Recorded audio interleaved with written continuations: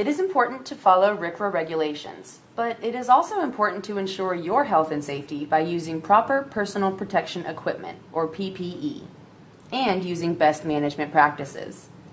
Hazardous waste often comes in a liquid form and can unexpectedly splash. Protect yourself from exposure by using proper PPE, such as rubber aprons, boots, gloves, and goggles or a face shield. Vapor and particulate releases are also potential hazards when handling hazardous wastes. Be sure to transfer materials in a well-ventilated area or make use of an exhaust system. Hazardous waste can be very sensitive to any type of spark, heat, or static. When transferring waste, make sure the container is properly grounded to diffuse static electricity. Never use cell phones or other electronic devices, as they could produce a static charge and ignite flammable materials. Keep storage areas trash-free, as garbage and excess materials create more fuel in the case of a fire. Hazardous waste can also present a risk of reacting with other types of hazardous or non-hazardous waste.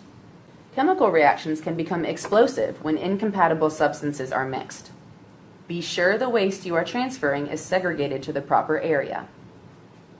Companies must maintain their facilities in such a way that minimizes fires and other unexpected events that could release hazardous materials into the air, ground, or water.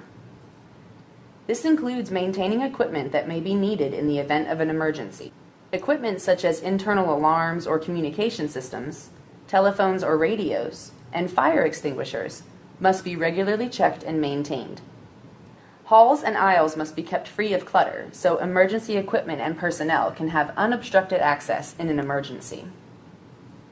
The owners or operators of the facility must contact local police, fire, and any other agency that may be involved in an emergency at their facility in order to familiarize emergency responders with the layout of the facility, hazards, areas where people would normally be working, possible evacuation routes, and any other information that would be helpful in an emergency.